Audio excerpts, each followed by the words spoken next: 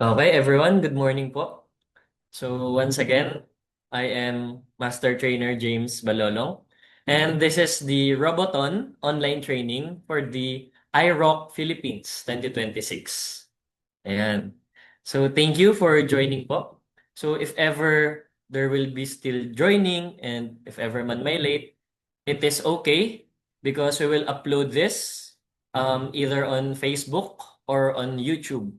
So this online training will be a series po, no?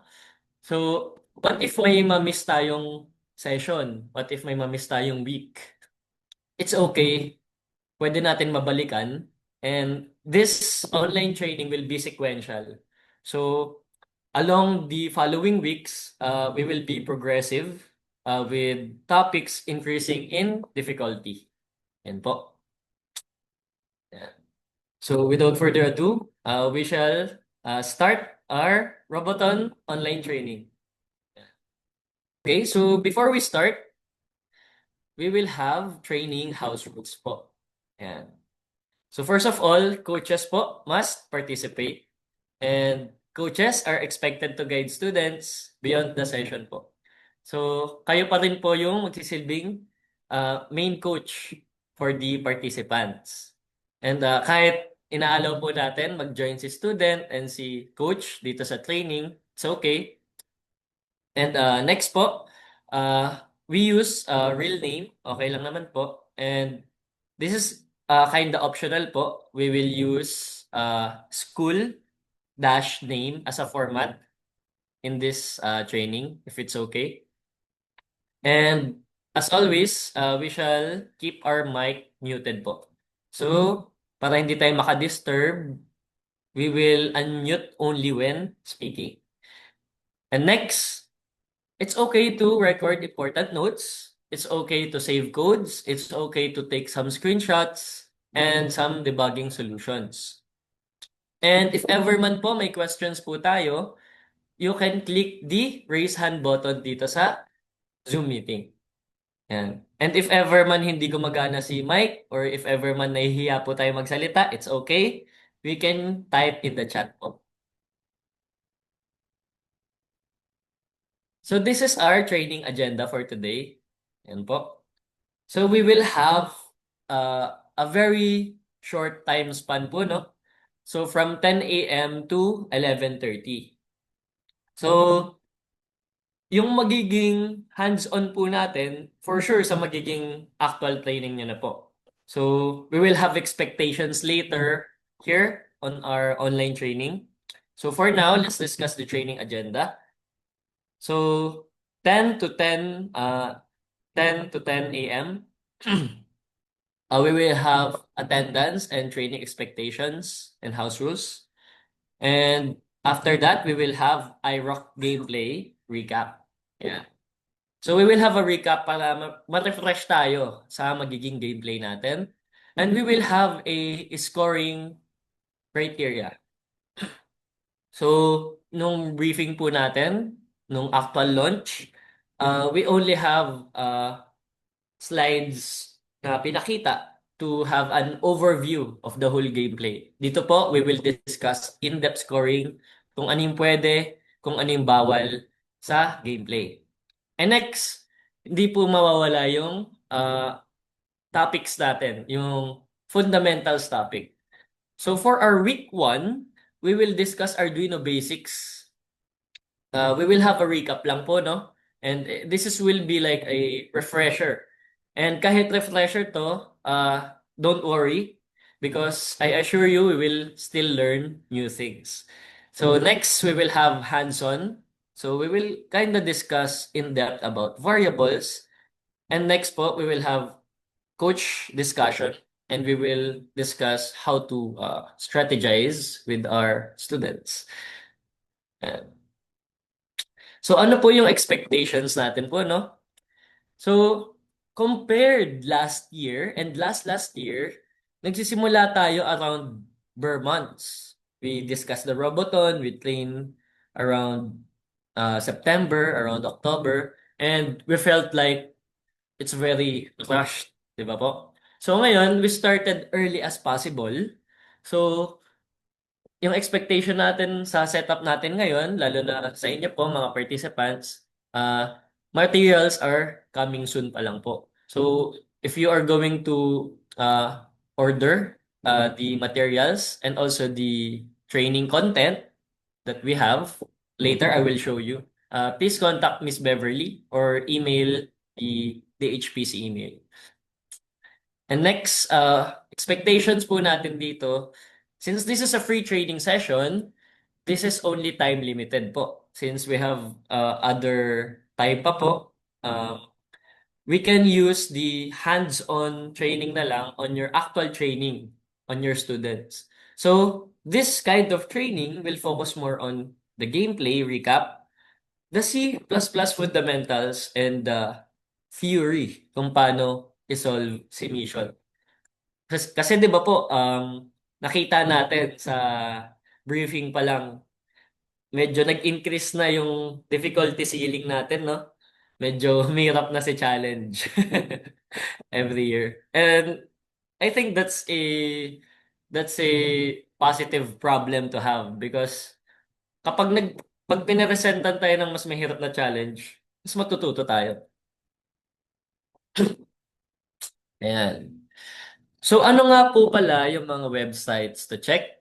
Ayan. So I can also copy paste this on our Zoom comment. Ayan. So first of all, we have the arock.space. Copy paste. Ayan po.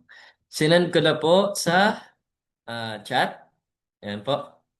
Kindly react na lang po para makita ko po kung na-acknowledge nyo yung link. Ayan. So, ayan po yung bagong website natin na arock.space. Ayan po. Dito po natin makikita yung mga updates natin about sa competition. Dito, dito po, by Discover, Explore, and Compete. But mainly, we need to click here sa arock International. Ayan, right here, below. To view the overview po ng buong competition. So we have the introduction video, we have the sign-up city, we have the categories. Ito po yung competition categories natin. And this is the phases natin sa competition. Ayan po. And dito yung overview ng magiging course content natin. Ayan. So, note lang po, no? Yung content na pinapakita dito sa website, ito po, nasa loob po yan ng Phytaverse.space. Sa learn.phytaverse.space. So, kapag magpo-purchase po tayo ng ng field track and field models, pwede po kasama na po si content.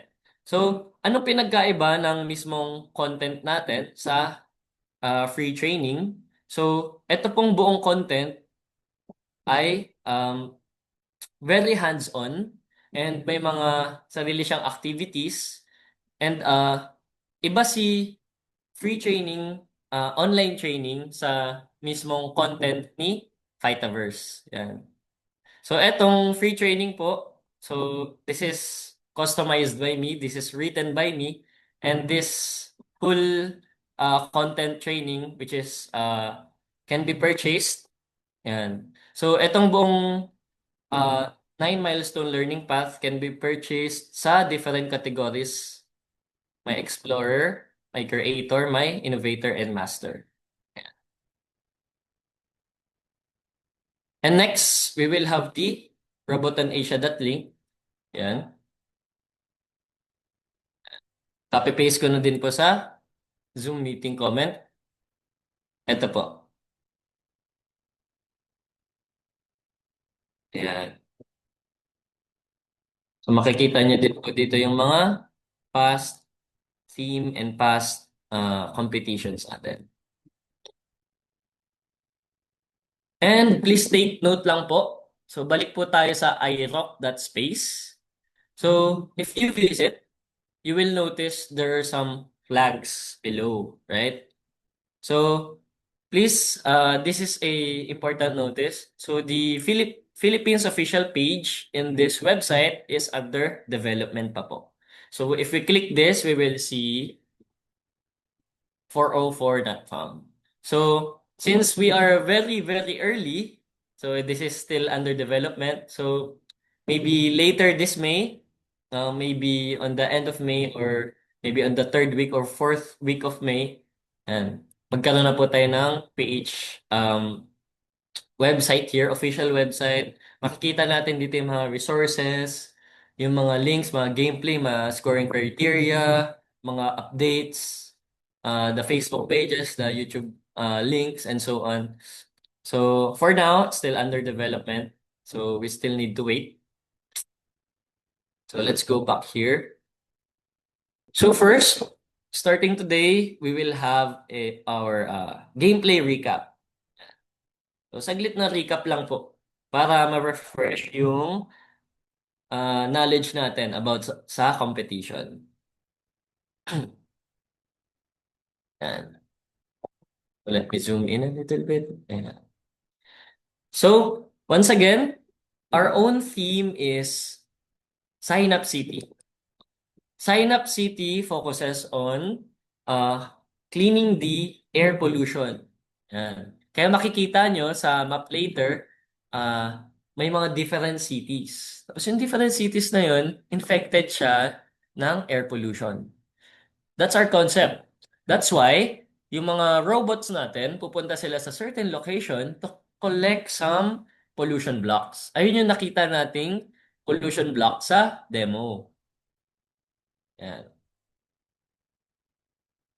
So this is about A-Rock. And so we are promoting the See, Think, and Communicate theme because we want na kapag magpo-program tayo ng robot, hindi lang siya as is. Hindi lang siya kapag sinabihan mo ng forward, tatakbo lang siya ng forward. Pag sinabi mong left, tatakbo lang siya ng left.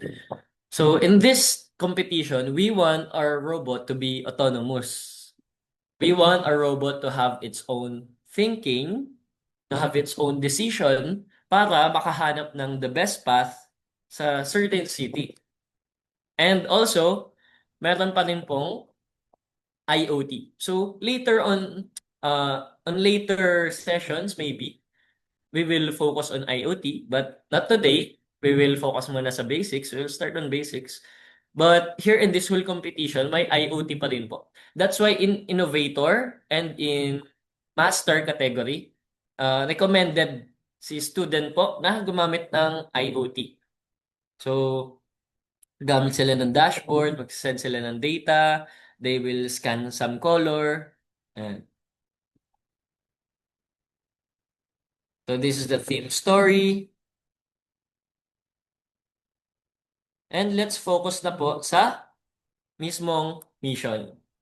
So, etong mission po natin will have 3 main missions. So before we discuss that, ito po yung binabanggit ko pong categories. So we have the Explorer, Creator, Innovator, and Master. Yan po. So as you have noticed, yan, may overlap na age si Innovator, and that's okay. Because po, some students na, for example, magaling na si student, want niya mag-upskill, that's fine. And kung ganun po, want ni student ng more challenge, then pwede po siya sumali sa Innovator. Yan. That's why nakalagay po age 11 to 15. Yan. So, construction or modification of robot is not required. And Linbot requirements, sa Explorer and Creator po, isa lang po. Yan. Isang Linbot lang. Meanwhile, sa Innovator and Master, 2 Linbot. That's why, recommended po na gumamit ng IoT. Kasi, required po mag-usap yung 2 Linbot. Yan. For example, pumunta ako sa neutralizer area, nag-scan ako ng color green, ko-communicate niya dito sa isang Linbot, and kukunin niya si color green. Yan. So makikita niyo po, there's a addition of programming language sa Innovator and Master. So sa Explorer and Creator, still Blockly. Meanwhile, here sa Innovator and Master, bakit po may Python? So clarification lang po, si Arduino Nano or si Linbot, sa C++ pa rin po natin ipoprogram. Yan. So bakit may Python? May Python po dahil may color sensing. Yan. On our teacher trainings, on our classes, if nadaanan na natin si color sensing, ang pwede lang ma-detect, hindi naman sa pwede, how do I say this? Ang basic lang or the the fundamentals are the RGB, right? The red, green, and blue values. Ayun yung madaling gawa ng if condition. Ngayon, bakit tayo gagamit ng Python?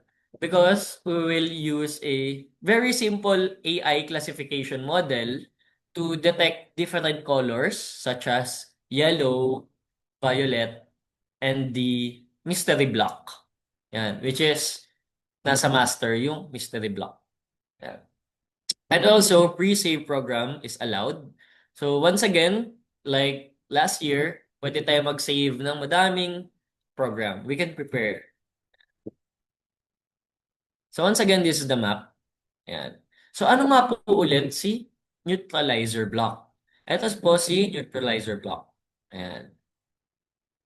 So Jenga block po siya na may white stripe sa gitna. Ayan. And this is the map. Once again, this is 4 by 4 feet. And as you can see, ang dami na pong line follower lines. Ayan. So may black lines and may white lines. So if may black lines and white lines, mas nire-recommend ko po na gumamit tayo ng line follower. Ayan. So this is the block dimensions. Ayan po. So ano po si pollution block? Since yung theme natin is collecting and cleaning the area, collecting the pollution, collecting the samples, pollution. So for example, there's a pollution block here sa digital downtown. Pupunta si Linbot, kukunin niya yon, ipupunta niya yun sa lab to inspect the pollution sa theme. Tapos yung mga neutralizer block po, dito po siya sa gilid. Kaya makikita nyo, there is S6, S4, S2. Oops. Sorry.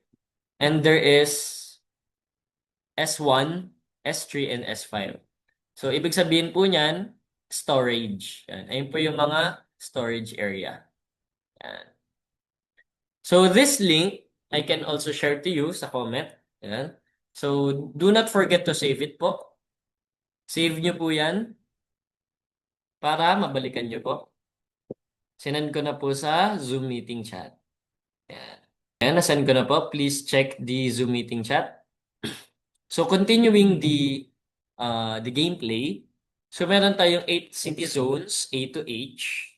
And yung mga Cyan Diamond area is called the containment area po. Containment area.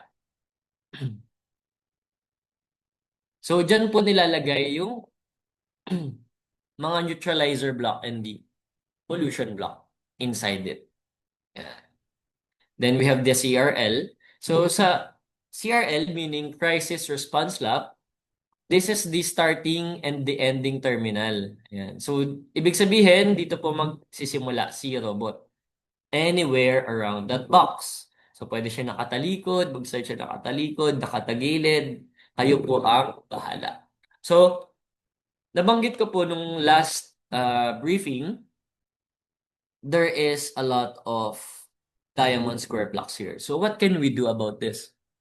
So last competition, very, very crucial po ang starting position or yung initial position. That's why coaches and teachers, I want you to remember each of the each of the starting position. For example, we will have parang palatandaan. So for example, yung gulong ng linbot ko nandito sa intersection ng dalawang diamond na to. Yan. Or for example, gusto ko yung linbot ko naka 90 degrees parallel sa black line na to. So, bakit importante si starting position? Kasi kapag nagkamali po tayo sa starting position, yung run natin, baka mag-butterfly effect sa errors. It will be prone to errors. So, for example, nagsulat tayo ng code. Yan, mahaba-habang code. Si Leanbot program na yon, gusto niya pumunta sa, let's say po, sa F. Yan. I mean, sa C na lang, sa C. Yan, gusto niya pumunta sa C. And wala tayong proper starting position. Si si participant, si student, bara-bara niya lang nilalagay yung linbot niya kahit saan dito. Yan, kahit saan, nang walang starting position, nang walang palatandaan. So what will happen? Yung slight, sa pag-slight turn natin, sa pag-slight move forward natin, pwede tayong kapusin or magkulang. Yan, kukulang po tayo. For example, dito tayo nag-start. Pero sa next run natin, dito tayo banda nag-start. Yan, magkakaroon tayo ng discrepancy po sa ating output. That's why my first tip for you po is to have a specific initial position. Yan. Gawin niyo pong palatandaan lahat ng makikita niyo sa map. For example, pwede niyo maging palatandaan yung C, pwede niyo maging palatandaan yung pang ilang square ba to. For example, yung linbot ko, ilalagay ko siya sa 3 by 3 na diamond. For example, 1, 2, 3 horizontally, 1, 2, 3 vertically, and ilalagay ko siya dito. Yan. And gusto ko yung linbot ko, palatandaan ko, above the C. Yan. So please remember that po. Next, we will have the mission overview, which I have told earlier, there is 3 main mission. Last year, we have 5. But this year, we will only have 3 missions. Okay po? So si mission 1, containment, si robot need niya pumunta sa polluted city zone and igalaw si pollution block into dedicated containment area. Okay po? The next, si neutralization, kailangan niya i-collect si neutralizer from storage area. Saan yung si storage area? Dito po sa gilid. Yan. Then, i-deliver si corresponding neutralizer block sa same color na polluted city zone. And si mission 3 naman, kailangan si Linbot mag-travel sa polluted city zone and dalhin yung pollution block papunta sa CRL or sa starting position. Okay po? So ito po yung note. The robot should start and finish at the CRL. Yan. So this is just the overview. So yung main challenge po natin, yung bawat polluted city will have random uh will have randomization. Yan. And also the pollution types and color will also have randomization as well. And it will be announced at different intervals for different categories. So, sa Explorer and Creator, at the start of competition, i-announce na si color. Pero po, sa Innovator and Master, after the quarantine na siya, i-announce. So later, daanan natin yung competition phases, just to be clear. Yan.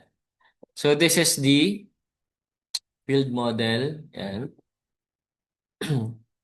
So in the Explorer, onti lang yung blocks. In the Creator, in the Innovator, and Master, it is increasing yung number of blocks. So ito po yung nakalagay dun sa text kanina, which will be random. So ibig sabihin ng question mark na to, random after quarantine. Ibig sabihin po, habang nagko-code si student sa competition, habang nagko-code siya, hindi niya po alam yung color na lalabas sa certain location. Location lang yung ipapaalam, location lang, pero hindi alam ni participant yung color. That's why this is challenging po. Hindi po tayo pwede magkaroon ng fixed movement. Kunyari, si Linbot, need niya i-collect si color blue block, right? And we have a saved code there.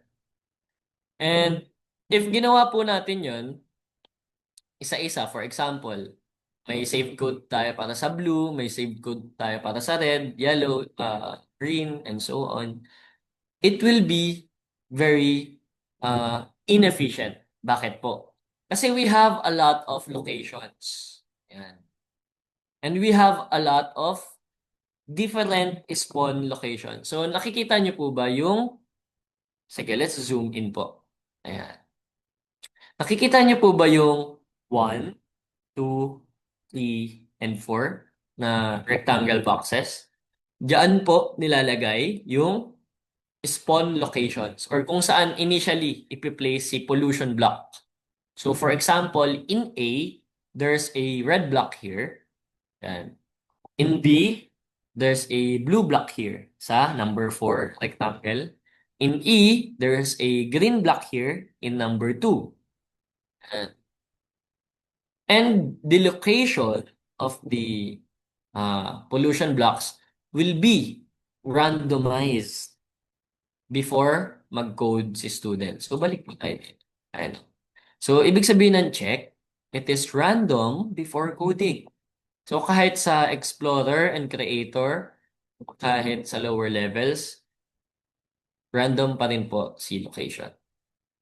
And it is important to mention din sa master category, yung mystery block po natin will have a mystery color.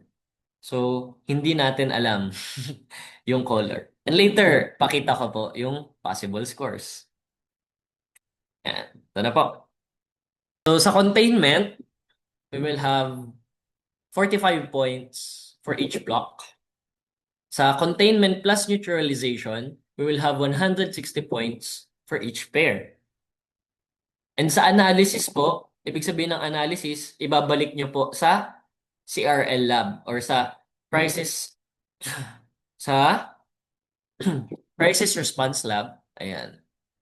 So, ibabalik nyo siya, yung pollution block. And that will be 100 points. How about the mystery block? Yung mystery color block natin, it will be 150 points. The mystery colored block might be orange, might be black. We don't know. I actually don't know. And sa pag-return po ng leanbot natin sa starting position will be 40 points each for robot. Ayan. So later we'll have a virtual demo later. Like maybe I'll use Canva or Paint para lang ma-demo or para lang ma-visualize niyo po coaches and students yung magiging actual gameplay. So this is the game flow and structure. Ayan. So first, as usual, like the last year's competition, we will have the random announcement. So it will be the announcement of pollution, sources, locations. So for example, H2C3 yung lalabas. So what if H2 and C3 yung lalabas? Ito po yung mangyayari. So everybody, please have a look here. Ayan. So for example, sa huge screen, sa mismong competition po, no? Sa huge screen, lalabas si A2 green. Yan. A2 green, F1 red, G1 blue, T3 yellow. Yan. Ayun po yung possible na lumabas. Yan. And it will be randomized each round. So, sa whole competition po, there will be 2 rounds. So, sa first round, different kind of randomization. The second round of gameplay, different na naman na randomization. How about naman po sa innovator and master? Yan. Sa higher levels. As you can see here, white lang lumalabas. So, kaya ibig sabihin yan, it means location lang po ang malalaman ni student. Kapag magko-code na po siya sa competition, location lang malalaman niya. Hindi niya alam kung anong color. Yan. Kailan lang lalabas si color? So, lalabas lang po si color after the second random announcement. Yan.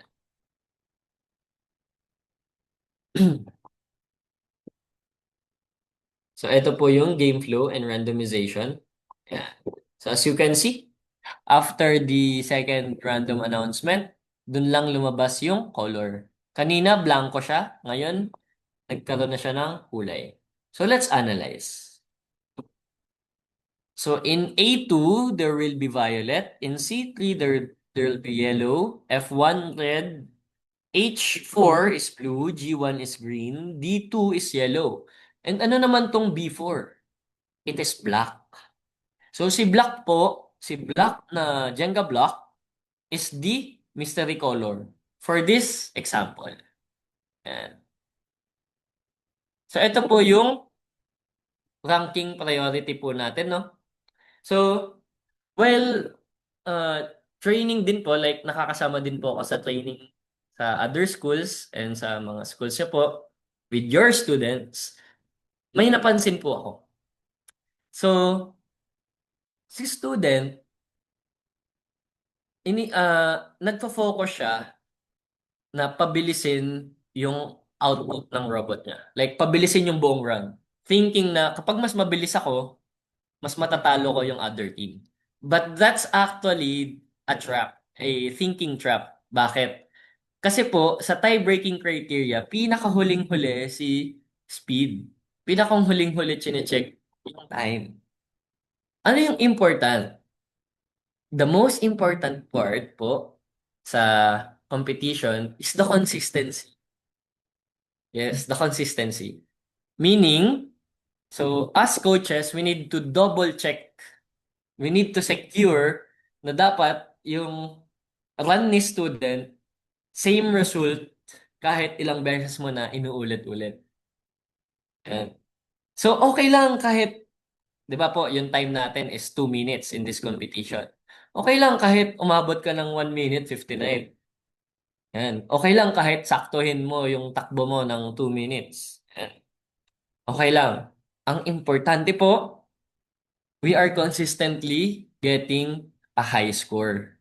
High score po ang labanan sa competition, hindi po pabilisan. Ayun po yung napapansin ko sa competitors natin. Like, last 2 years ago and last year, puro sila pabilisan. Like, shortcut si Linbot sa ganto, shortcut sa ganyan.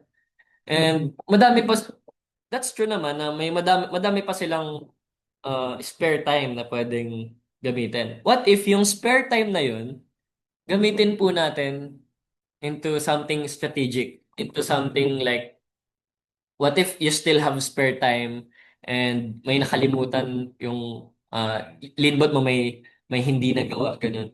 Maybe we can write some emergency programs like mga fail-safe na code. Ibig sabihin lang po, kunyari, if I touch TB1A na touch sensor or TB1B, it can do some specific mission to do kung ano yung nakaligtaan ni robot. Yan. So, let's focus po sa consistency ng scores. So, let's have a very quick uh, visualization kung ano mangyari para mas magets po natin. So, we will have a top view graphics. So, balik tayo sa Aerox. So, saan natin mahanap si map? So, we have a map here.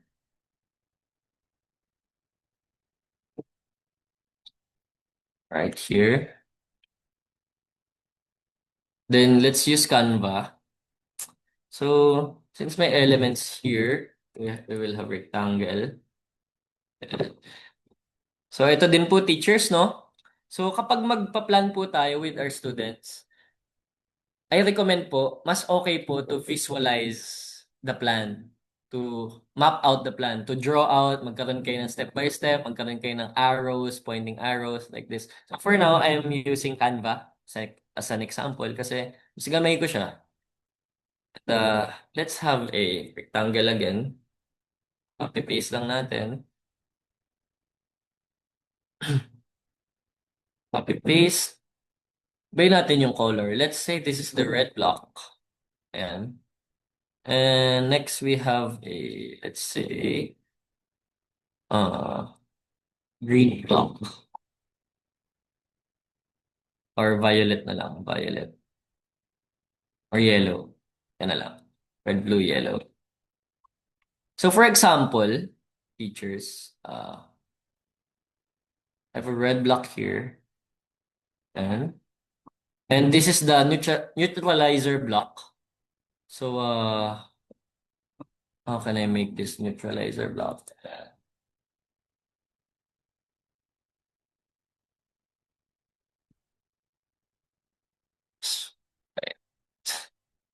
Oops, mali. The text color is white. Yan. So, yung neutralizer block na lang natin. Itong may stripes. And kunyari, stripes po siya. Yan. So, lagay natin si neutralizer block here. Ayan po. Then, ito din. Neutralizer block. Neutralizer block. Gawin natin si color. Gawin natin. This is the neutralizer block. Po. And for example, so let's use few blocks po, no, for simplicity of the overview ng demo. And this is the blue block, nandito siya sa E2. And si yellow block, nandito po siya sa D1. Yan. So let's have our own linbot. So for example, a rectangle again. Yan. So this is our linbot po.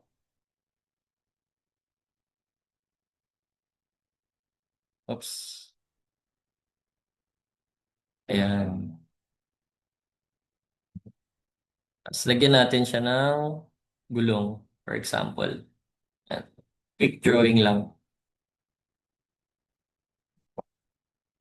Kunwari, gulong po siya. Kunwari lang. Ayan. Di ba may linbot na tayo? So let's group this. Ayan. So this is our linbot. Ayan. So for example, in lower categories, tapos si linbot, lumabas sa randomization natin. Phase 1 randomization, lumabas si colored block. Yan. Then, si starting position natin, for example, may certain starting position tayo. For example po, tinatandaan natin na 45 degrees always si starting position ni linbot. Ganyan. Then, as you can see, ang neutralizer blocks po natin ay red and blue.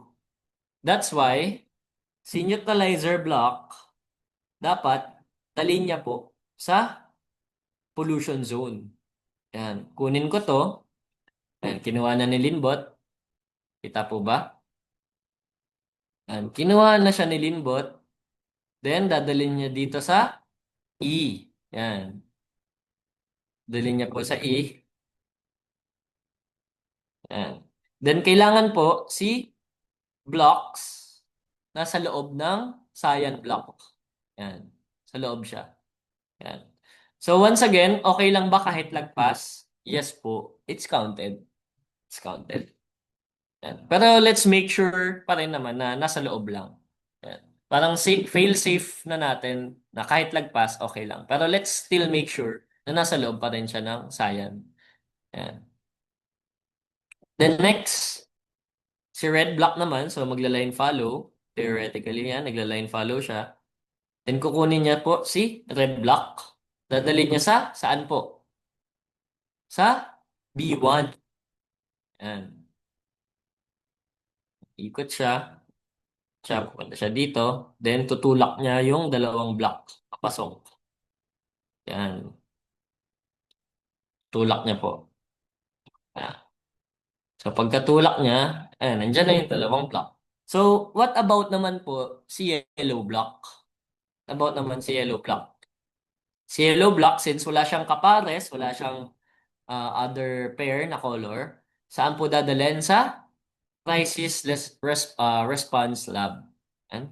Punta po tayo, line follower. Ayan. Yan. Kunin niya. Kunin niya. Ayan. Then line follower. Ayan. Pasok sa CRL. Ayan. Ayan po. Since nakapasok na and nagawa na yung lahat ng mission, let's try to calculate our scores. Ayan. So, let's try. Punta po tayo sa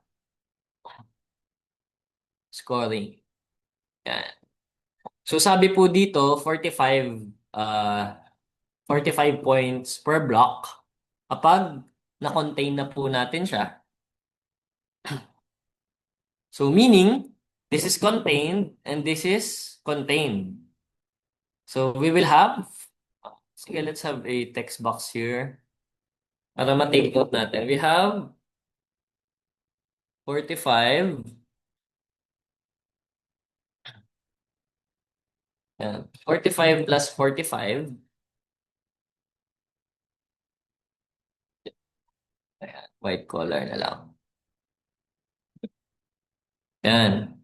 Sa mission 1 natin, this is mission 1, M1. We have 45 plus 45. Next, M2, we will have 160 pair and another 100 points for another pair. Ito po. Ito po siya. 160 per pair. Since we have two pairs, we will have 160 plus 160. Then sa M3, nakapag-deliver tayo ng 100 points sa CRL, which is isa lang po, which is the yellow one. We have 100 points. And finally, we have the Linbot scored 40 points. Why it scored 40 points? Kasi nagtapos siya sa starting position. Yan. Nagtapos siya sa CRL. So let's calculate the points. Yan. So 90. Yan. 90. 320. And then 140. So 460 so far. 460 plus 90 na lang. We will have 550 points. So, 50 points. Yan.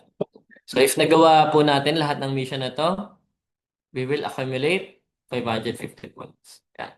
So what's our goal of this competition? We need to maximize our score.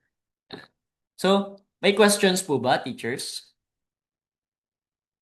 If you have any questions, participants, it's okay. You can raise your hand. Sige lang, sir. Okay pa naman so far. Okay. Thank you po. So, if want nyo po i-visit si rulebook, ito po siya. I can paste it sa chat. Right here. So, this is how it looks like. Ayan. So, di na natin siya babasahin dito. You just need to skim on your own.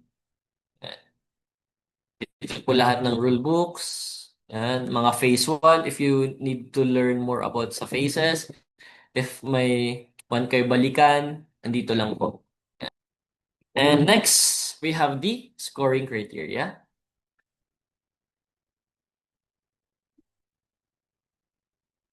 So, in our Roboton briefing sa aming launching, we only had a live demo.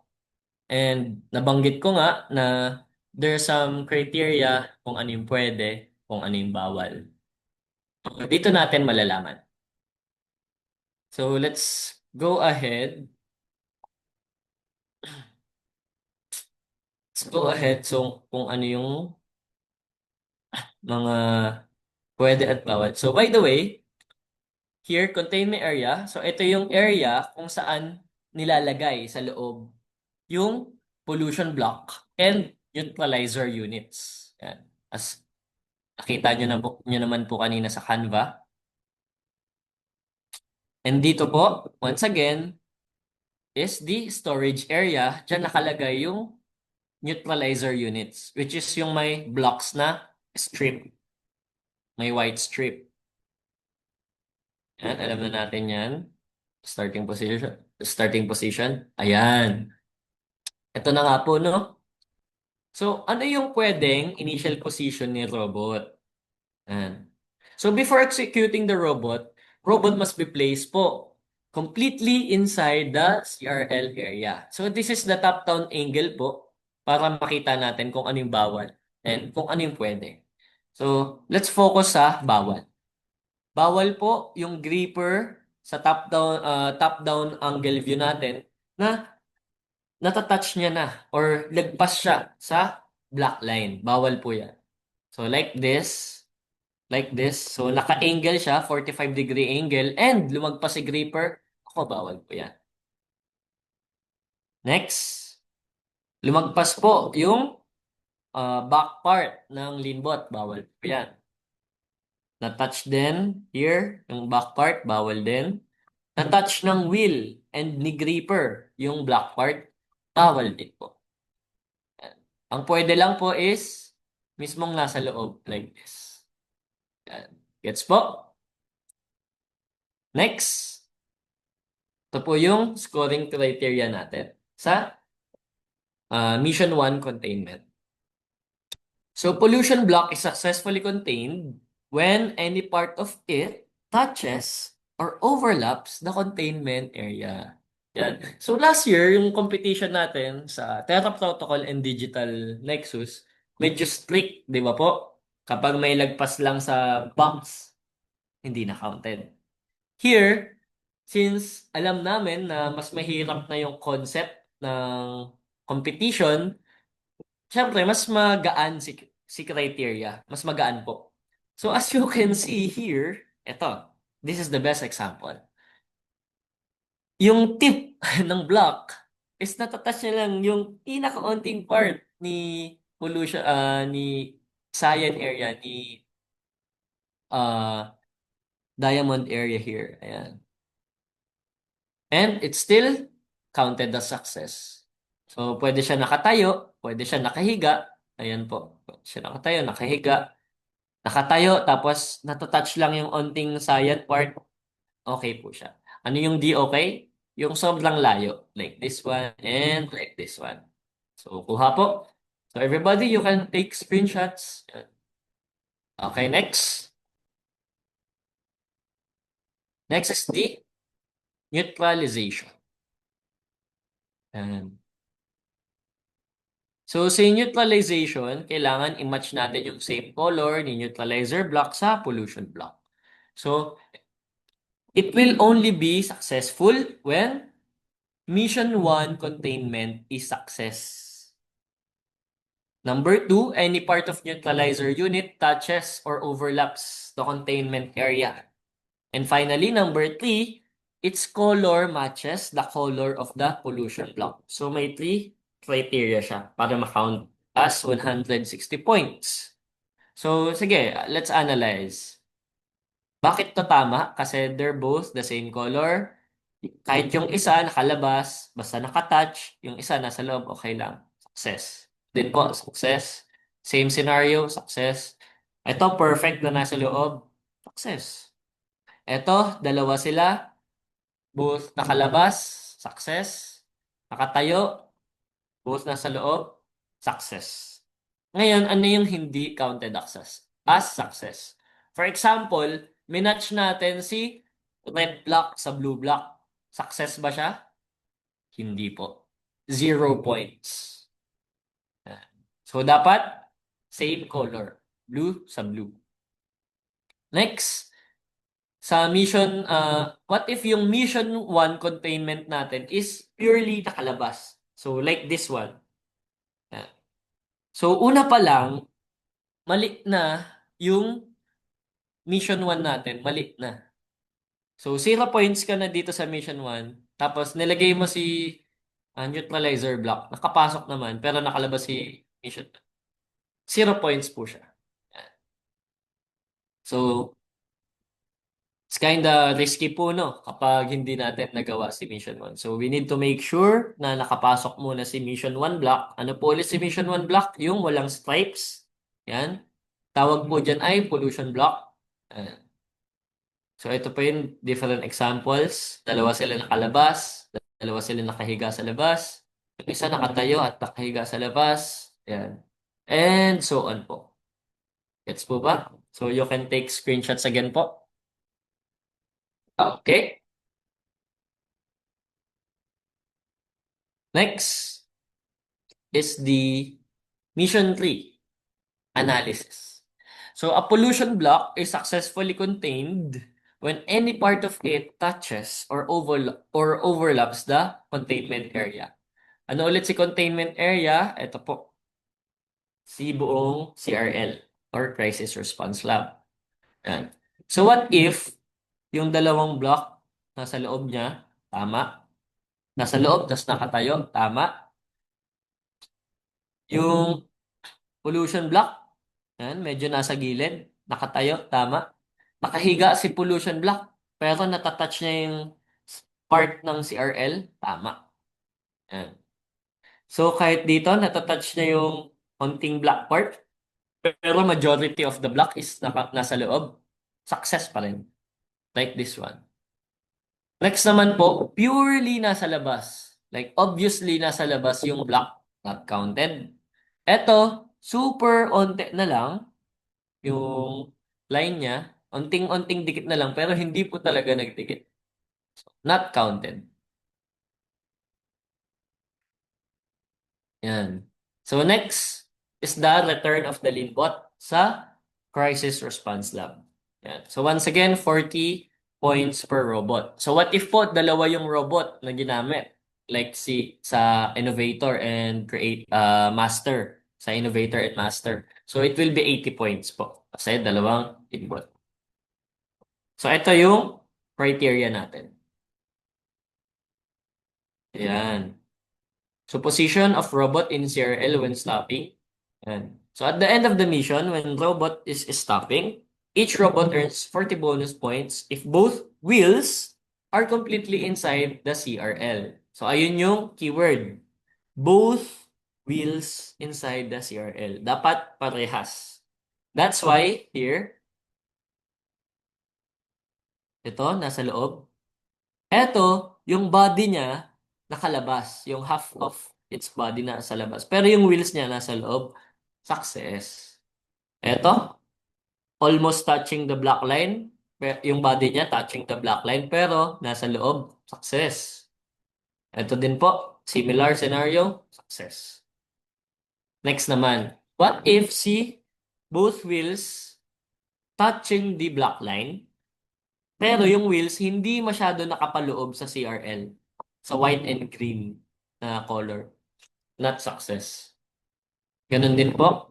Purely nasa labas yung dalawang wheel, hindi rin success. What if yung isang wheel nasa loob, yung isang wheel hindi nasa loob, hindi rin success. Like this one. So ano ulit yung palatandaan? Both wheels are completely inside. Success po siya. So let's have a recap kanina sa starting position. Baka malito po tayo. Si initial position, bawal po kahit anong parte ng lipot. Mapa-wheels man yan, body or gripper man yan, bawal po. Pero po, sa final position, ayan, sa pagbalik ni limbot, pwede na po lumagpas yung body, pwede lumagpas si gripper. Pero ang condition lang ay both wheels nasa loob. Ayan, I hope clear po tayo doon. Ayan. So this is the example. This is the example po ng scoring. Yan. So sa containment, one yellow block in mobility hub, 45 points. Sa neutralization, two pairs of blue and green blocks, 320 points. Sa analysis, 100 points. Then walang nag-return, so plus 0 points. Yan. Ito naman, example ng another run. So sa creator category naman po, so si blue and purple pairs are successful. Ito po, sa mobility hub and sa industrial automation zone. Yan. So, that's why it is plus 320 points. Yan. Kasi 100 plus 160 plus 160 is 320. And nagkamali siya sa green. That's why hindi na siya na-counted. Kasi may boundary violation.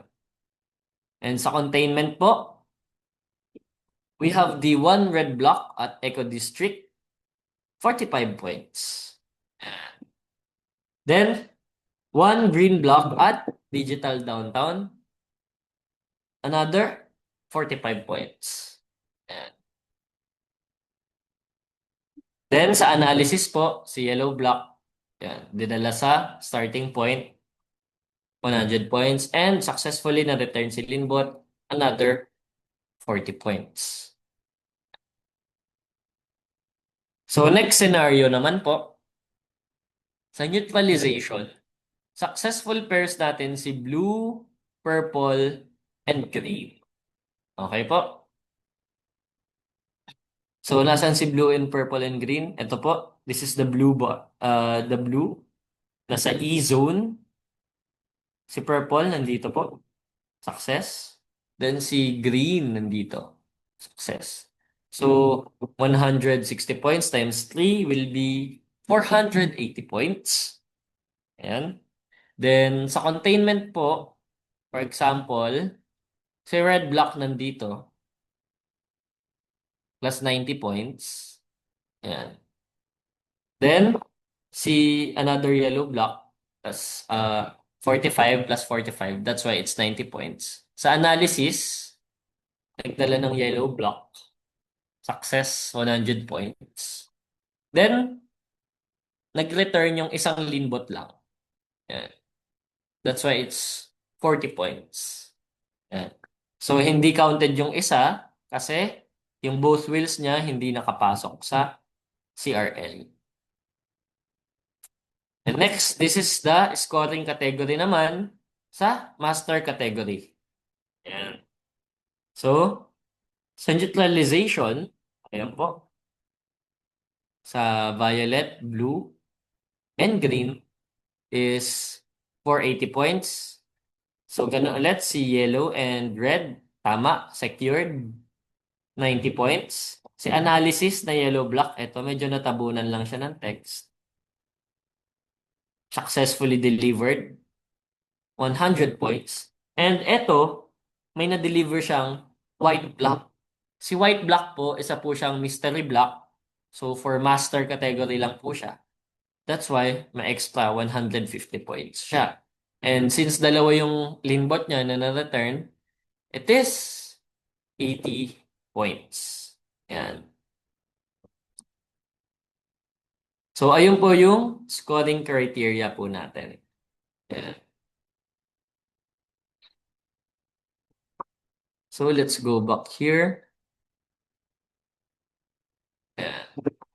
So, let's go back and let's emphasize the gameplay flow and the randomization.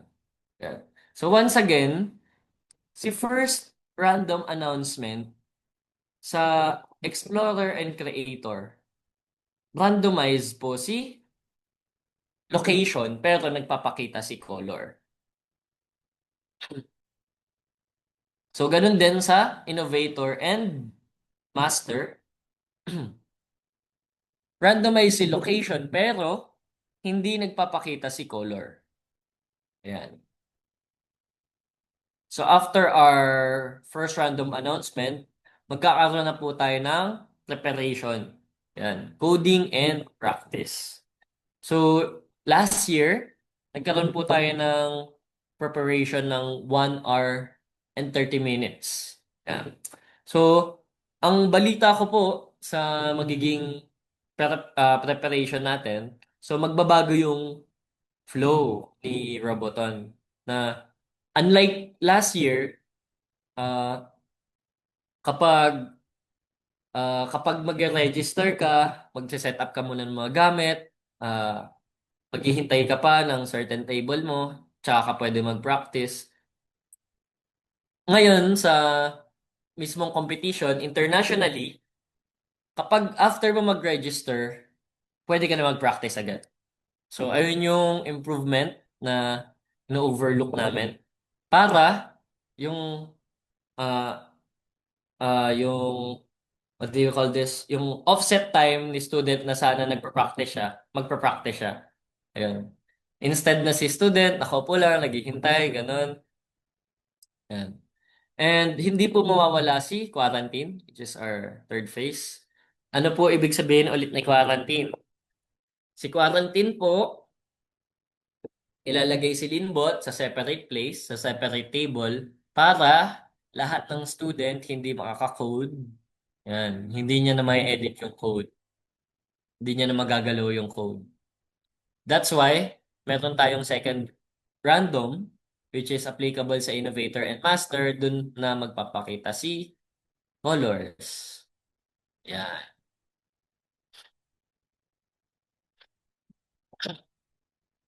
Kaya ngayon, yung mismong competition natin is kailangan si Linbot talaga maging autonomous. Kailangan may certain algorithm siya na nagpo-follow ng line. Yan. Para kahit mag-randomize man yan, okay lang. Nasasolve pa rin natin yung problem. And do not forget, we will have 2 rounds sa mismong international competition. 2 rounds. So, 2 minutes. And so each round will have 2 minutes. So round one, 2 minutes. Round two, 2 minutes. Yan. And sa national competition po natin, we will have online video submission. And about sa news ng face-to-face, it's still tentative. Yan. So please be updated na lang po. For now, ang sure po talaga natin is the online competition ulit. So we will submit some videos. So anong pinagkaiba ng online submission sa actual international competition? Siyempre sa online submission, pwede tayo umulit-ulit. Pwede tayo mag-retake, ipasa natin yung the best run natin. No problem. No problem. Pero po pagdating sa mismong international competition, consistency na po ang labanan. Okay? So tapos na po tayo sa recap and gameplay criteria. Let's have a, ano lang, short mini lessons po. Yan. About naman sa programming. Siyempre. So for sure, um, wala po tayong input ngayon or mapagtatakbuhan ng Linbot ngayon. That's why it's okay. You can take screenshots right now and try this later on.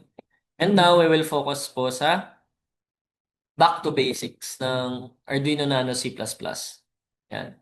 So, let's briefly discuss the void setup and the void loop. Yan. So, bakit ko po dinidiscuss ito in this competition? Kasi po, um, mas okay na matutunan ni student yung fundamentals, yung basics, para mas confident siya baguhin yung code kahit ano man mangyari. So, let's open our IDE.Vitaverse.space. Punta tayo sa Arduino IDE. So, this part of the session will be a bit technical na po. So kanina, strategies and criteria pinag-uusapan natin. Let me log in first. And ayan. Ayan.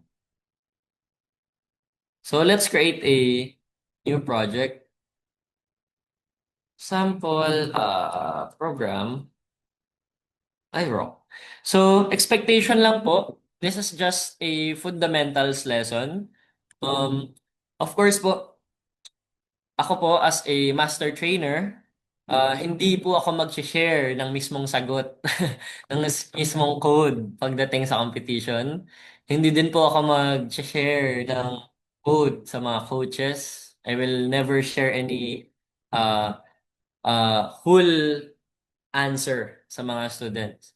So, I can only share a tiny part of code, a template code. Ayun po yung pwede kong i-share. So, pwede ko kayo i-guide sa strategies niyo po. No worries. Pwede ko din kayo i-guide sa pagde-debug ng code nyo. No worries din. Yan. Pero yung mismong strategy, yung mismong sagot, sa inyo pa rin po manggagaling. Yan. So, let's discuss the void setup and void loop. So, let's go back to basics.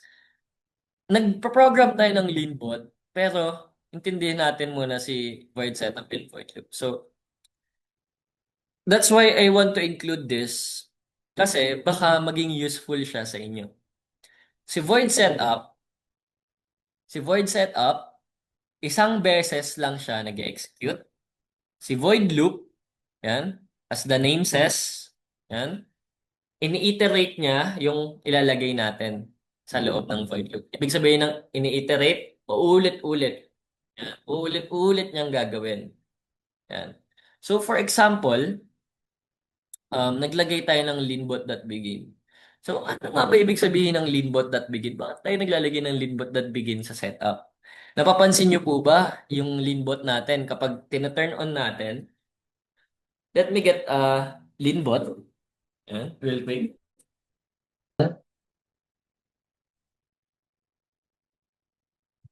Wait na natin si leanbot. This is leanbot. So, have you ever wondered, tuwing tina-turn on natin si leanbot, nagiging invisible siya. Tuwing tina-turn on natin si leanbot, oops, it's low bat. Ay bad. Kuha tayo ng isa pang leanbot. This is our leanbot. Tuwing nagta-turn on tayo ng leanbot, have you ever noticed na automatic siyang naggagalaw ng grippers pababa, automatic niyang minimake sure yung light niya naka-turn off, yung pag-start niya, yung wheels hindi umaandar agad. Dahil po yan sa leadbot.begin. Yan. So, minimake sure niya na lahat ng yun, isang beses lang nangyayari. Bakit isang beses lang nangyayari?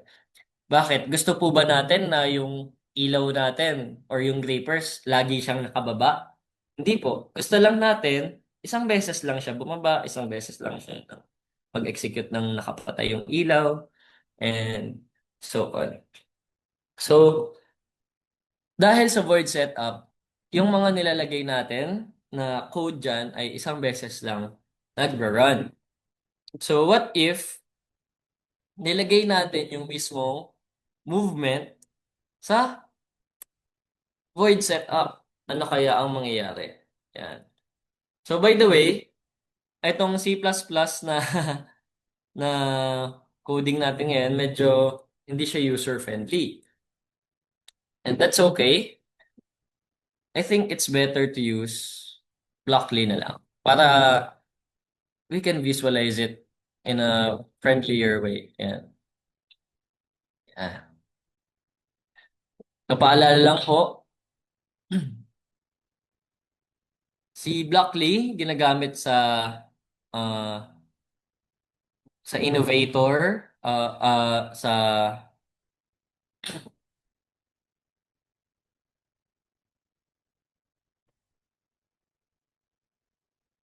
yan, sa Explorer, Creator, Innovator, and Master. Yan. So last year po kasi, 'di ba po, C++ lang si Innovator and Master. Ngayon po, kahit si Innovator and Master, pwede din gumamit ng Blockly. Yes, pwede din. Kaya, no worries. So, balik tayo dito. So, what I'm doing right now is the basic, basic movement. Hindi siya masyado technical.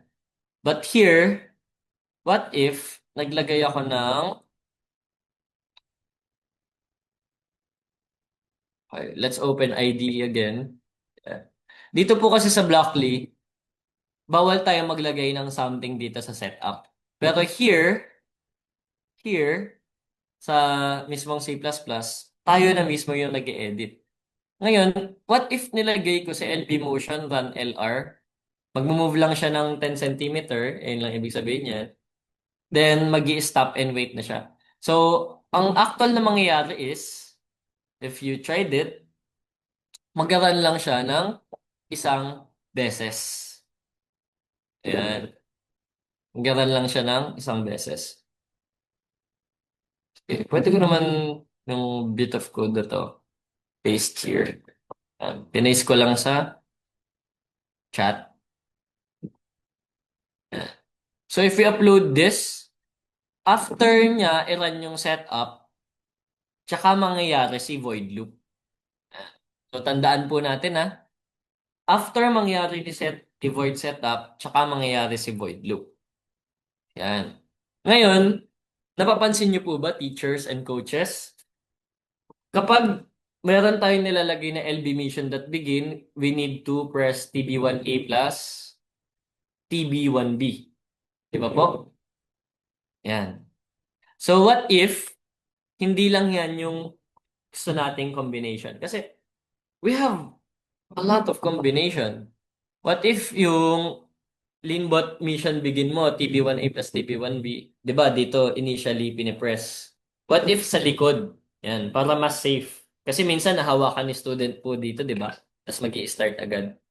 So what if sa likod? So what we can do is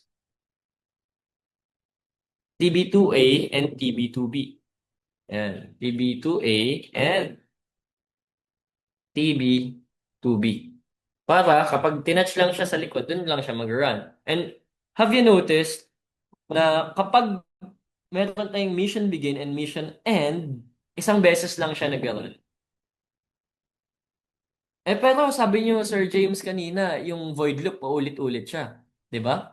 Contradicting. Yun. Para maging paulit-ulit po si code, ang kailangan natin gawin is tanggalin si LB mission begin and LB mission end. So, ang mangyayari kapag in-execute na natin tong part ng code na to, paulit-ulit si Linbot robot. Ulit-ulit lang po siya mag-run. So, ano yung importance na ito sa competition? Ano yung importance? So, for example, you have a you have a IoT robot po, no? So, this is for innovator and master. You have an IoT robot. So, maglalagay na lang ng comments. I will not put actual code here. So, this is a concept. Yan, para mas maka-intindi tayo ng code in the future sessions. So, for example, we are going to use IoT connection. Ibig sabihin ng IoT, Internet of Things, magko-connect lang tayo sa internet. Oh. We connect to the IoT ones. Ayan yung template code na kadalasang nakaka-copy-paste natin. So what if yung IoT connection natin may improvement? Yan. So ito po yung mga sample improvement. Hindi lang dapat tayo nagko-connect sa internet ng isang beses. Pwede din tayo mag-connect sa void loop. Bakit? Para kapag nag-fail tayo, uulit-ulit connect si Linbot. Kaya napansin ko nung last competition, sumisilip lang ako sa code ng mga estudyante, lalo na sa Philippine participants. Some of them, nasa void setup yung IoT connection. Then walang IoT connection sa void loop. Wala. Ibig sabihin, kapag nag-fail siya ng isang beses, wala na. Magreklamo si student, hala, di po nag-connect sa sa internet. Baka mabagal po si internet or may problema si Linbot. So we can prevent that problem if nilagay natin siya sa void loop. Kasi paulit-ulit ko-connect siya sa internet. Di siya titigil hanggat di siya kumukonect sa internet. So, ayun yung importansya ng para malaman natin si void setup and void loop. So, para mas malinis yung code natin, may IoT connection tayo sa void setup and sa unahan ng void loop. Yan. So, last year din po, napansin ko sa mga estudyante natin, sa mga participants, wala po silang indicators. Yan. Let's discuss a little bit. So, let's strategize na po. Yan. So, please listen, coaches and teachers. Let's strategize. So, sa pagko-connect ng internet, ano lang yung indicator natin? 'Di ba, natunog lang si Linbot like zzz, zzz, na ganun lang po. Ayan. Wala siyang other physical indicator para malaman na natin, hay, sa wakas, nakakonect siya sa internet. Kailangan pa natin ng serial communication or ng serial monitor. Chine-check natin dito. Di ba po? Ayan, chine-check natin sa serial monitor. Pero sa actual competition, wala na tayong dalang laptop. Si student, wala na pong dalang laptop. So, anong way ni student para malaman niya na nakaka-connect na sa internet si Linbot? Wala po akong nakitang ganun last year. So, my suggestion is, so you need to plan this with your students po, no? Magkaroon kayo ng indicator na kunwari, kita niyo yung RGB LED dito? Pwede siya magkaroon ng circle na loading na ibig sabihin, it's still connecting to the internet. Para aware si teacher and si student and everyone na nagko-connect pa rin sa internet si Linbot. Ano yung important use cases nun? Para ma-timing natin yung actual start ni Linbot. Para hindi siya ma-delay, di ba po? Kasi, for example, kung wala tayong indicator, manghuhula lang tayo. Nakakonect na ba siya sa internet? Kailangan ko na ba siya i-start? Malilito po tayo doon. Yan. So, you need to plan with your students kung anong klaseng indicator gagawin nyo. Pwede gawin yung indicator yung gripper, no problem. Pwede nyo gawing indicator na kulay green. Kapag nakakonect na siya sa internet, mag-show siya dito color green. Ayan, di ba po? Tapos after niya connect sa internet, tsaka natin ilalagay si LB Mission Begin. Di ba po? Si LB Mission Begin, siya yung nag-i-start ng TB1A and TB1. So that's some strategies and that I can share to you coaches. And so, napakasimple niya lang po na hindi siya complicated pero it's so useful. And it's game changing. So, I would like you to try sa next actual training nyo with your participants that strategy. And baka mas mag-improve pa po kayo. And mas mag-improve pa yung code, yung pag-solve sa problem. And next, and since patapos na din po tayo, pahapyaw lang po sa variables. Ayan. So let's not forget the usage of variables. Ano nga ba yung variables? Okay, let's have a little bit of review. Ayan. So a variable is like a container of data. Lalagyan lang po siya. Ayan. Imagine niyo po, meron tayong box. Okay, magpakita nga ako ng box. This is the box. This is a variable. Ayan. Oops, nagiging invisible siya. So this is a variable. This is a variable. Bueno. So this variable, this box, can contain content. Ano yung pwede niya maging content? It can be a number, can be a text, ayan. It can be a character, it can be true or false only. Ayan. So why it matters? Why it matters in robotics? Kasi during our run, we can adjust our speed. Ayan. Like automatically adjust our speed. We can automatically save our data. Kunyari, nag-detect tayo ng color red. Yan, color sensing. So, nag-detect tayo ng color red. Saan natin isa-save? Sa variable. We can also track scores or track counters. Kunyari, alam ni Linbot kung pang ilang block na yung nakuha niya. Pwede yan. Pwede din tayo mag-control ng timing. Pwede natin integrate sa if logic conditions to make some decisions. Yan. So, paano siya gamitin? So, before that, let's discuss very quick lang po, no? Si data type. Yan. Si data type, we have this data types. Int, ibig sabihin ng int, whole numbers, which is 1, 2, 3, 4, 5, 6, 7, 8, hanggang 999, hanggang 1,000, 1,000,000 pa yan. It's int, integer. Pwede po siya maging negative? Yes. So sa float, siya po ay decimals. So lahat ng irrational numbers nandyan po. 0.1, 3.14, 12.5, yan. Char, isang single character. Yan, which is A or B. Kunyari, pwede natin magamit yan sa location C, location D, location E, so on. Bool. Ano ibig sabihin ng bool? It means Boolean. Boolean means it can only store true or false. Ano yung example ng true or false? It can be 0 or 1. It can be high. It can be low. It can be true or false.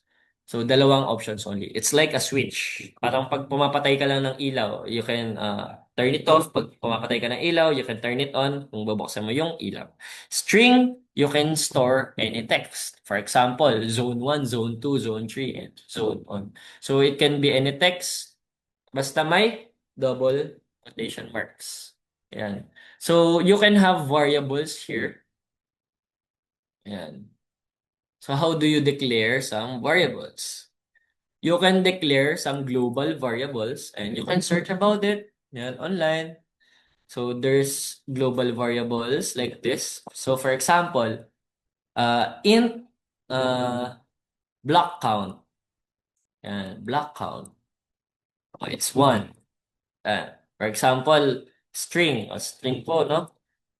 String zone name equals uh, zone 1. Yan. Tapos, bool um, is scanned. Ayan. Is scanned yung pangalan ng variable ko kasi I want to know kung na-scan niya ba talaga yung color o hindi. So, it can be initially false, can be initially true. Ah, ganito pa yung pagde-declare ng variables. Tapos, pwede naman char, yan, or character. Character po ibig sabihin ng char. So, it can be a single character lang po, no? So, can be like zone lock D. Yan. And it can be decimal. For example, float, speed control. Ano yung pwede natin maging speed control sa speed? For example, sa run LR, RPM. Yan. So, si RPM, since maximum value niya is 59, we can put it like 45.7 or something. Yan lang. Then, etong variable natin, we can use it repeatedly like this. Yan. So, kinapi-paste ko si speed control here. Kinapi-paste ko si speed control here. And also here. So, by changing this only once, nababago mo na yung buong code. Yan this is 50. Di 50 na to lahat. So, anong perks na ito? Mabilis tayo mag-code. It saves time. Yung time na dapat magko-code tayo, nag-i-strategize na lang tayo. So, by using variables, it can save time, it can improve your code, it can improve your logic. Yan. And variables can also be integrated sa if conditions like this. If is scanned is equal to true, ayan, then we can put the code here. Like for example, if na-scan, anong gagawin? We can have an action na go from zone C to CRL. Parang ganyan. So, eto, punong-puno na to ng movement. Puro movement code. Yan. So, ayun po si variables. So, make sure to master variables and use it in your code. Ayan. So, malapit na po tayo sa 11:30 time frame. Yan. So before we end our session right now, so recommend ko po na mag-purchase po tayo ng sa pag-purchase ng FM and field track, field model or field track, meron din po course. Yan. So may course inside the Pythaverse, yan, sa Pythaverse website. So this whole course, super in-depth niya. May mga activities siya na pwede magawa ni student at home. Yan, may pwede siyang maaral at his or her own pace.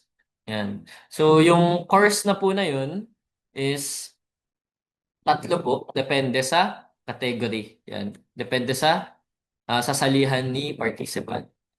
So overview lang po. For example, one po nila mag-focus sa detect ng color and one to write a program sa Python ng color detection ng other colors.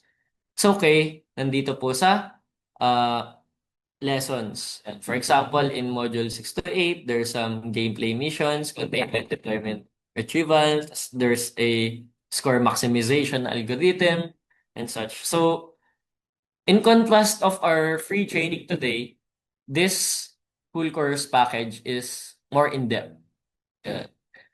So once again, so thank you. It's 11:30 na po. So before we end, let's have a quick Q&A session po. So if there's any clarifications, questions, or my concern, let's open the room for Q&A. May questions po ba, participants?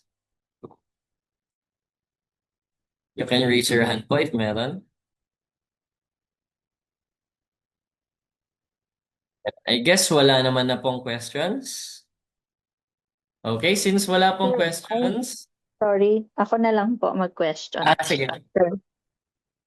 Tanong ko lang po pagka nag-start na yung robot, nandun na siya mismo sa gameplay, sa field model, bawal na po i-touch. For example, itatouch lang yung kanina yung sinabi niyo po na TB1A, TB2B, na nandun na siya mismo sa gameplay. Pwede po ba or hindi na? Okay. Sige, let's go back here sa sample scenario natin. So, thank you sa question po, Teacher Cherry. Ayan. So, si Linbot po, um, last year kasi, nagkaroon tayo ng issue dyan na yung iba may tinatouch daw. Like, nasa labas na ng initial position. Tapos yung ibang team, yan, tinatouch yung Linbot. And that's actually a violation. And right now, we will enforce the rules very strictly na bawal talaga i-touch yung lean bot sa labas ng starting position. Like, mag-restart yung buong yung buong field model mo. Like, babalik siya sa pinakasimula. So, pwede i-touch sa loob ng starting position. And no, bawal na po siya i-touch pag nakalabas na siya ng starting position. So, pwede tayo mag-touch ng TB1A, TB1B sa loob po. Yan. So, yun lang po. Okay po, thank you. Tapos, sir, isa pa yung naging scenario po kasi last time, di ba? Yung sa meron Mm. pong IoT na ilang beses pong nabura kasi public po pala yung ano, yung kahit ibang school pwedeng makita yung code nila doon sa using yung IoT. So, That's wala the pong word. way po talaga Mm. na ano, kasi sila Kirsten po yun yung grupo nila. Ilang beses pong nawala yung code daw In po nila dashboard. doon. Opo. Opo. Sige po, naintindihan ko po. I-forward ko. Actually, na-forward ko na to nung last year pa eh. Pero hingin ko yung back-end team po namin ng updates about this. Siguro the Sige. best solution dito is magkaroon ng private na Yes po, mas okay po ah, yun. na dashboard, di ba po, no? Sige po, Opo. balikan po kita dyan Opo. about this. Kasi sir, di ba nung competition mismo sa Indonesia, yung sa kanila din po yung nung gameplay na ayaw na pong umandar nung robot, di ba? Pero Opo. nung nagpa-practice naman sila, okay naman. So, Okay naman. iniisip po kasi namin, baka ganun din yung nangyari. na may nagbura nung dun sa IoT kaya hindi po umandar, ganun. Oh, opo. Kasi nakadepende nga din po sa IoT dashboard. Sige po, Yes po. miss. Okay po. Knowledge ko po yung concern niyo po. So, may iba pa pong questions? Mami Elaine daw po, merong question. Yes po, good morning po, Sir Hello James. po. Good morning po. Follow up lang po dun sa na-raise na question slash concern ni Teacher Cherry, no? I would just like to ask if uh, any security level would be put to update whichever kung saan nagsisave or ano yun, yung mga teams. Yun lang po. Thank you. Okay po. Okay po. I'll forward your concern sa back-end tech team. Okay.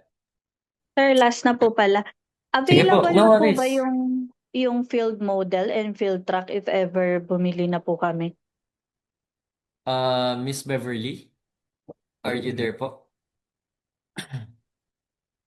Sorry? Good Hello, morning. Miss Beverly. Opo, good morning. I'll ask ko lang po kung kailan po magiging available yung field model and field track. Yung lead time namin, 6 weeks, actually. So, that's why we're asking to order in advance para para Okay. maaga Opo. din So, darating. okay po. Sige po. Thank you Thank po. you.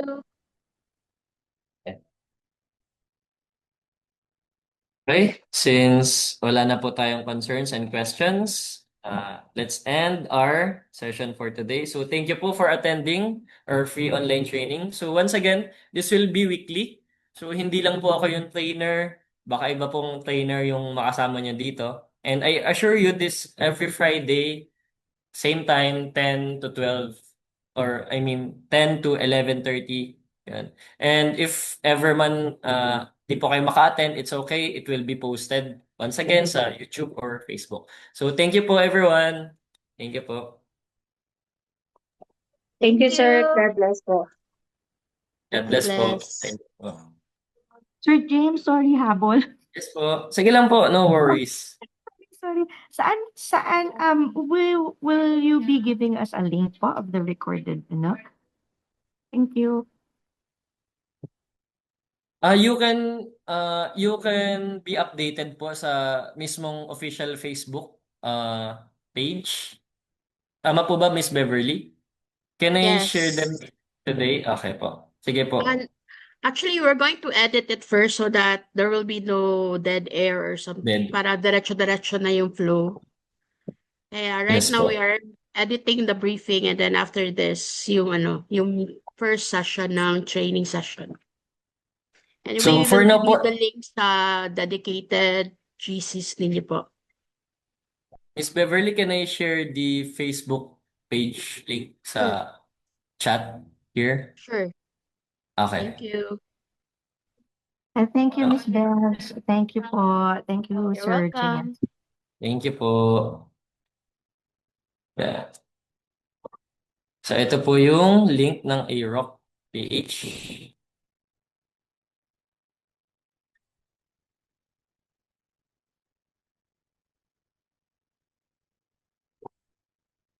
Nasa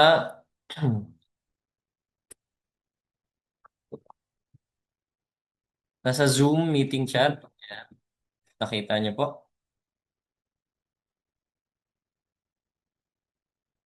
Ayan. Ayan po. So thank you po once again everyone. Ayan. So pag nakita niyo na po yung Zoom meeting chat, abangan niyo po yung next link or training dyan sa official page. Thank you po everyone. Eat well po sa lunch. Thank you po. God bless po. God bless po.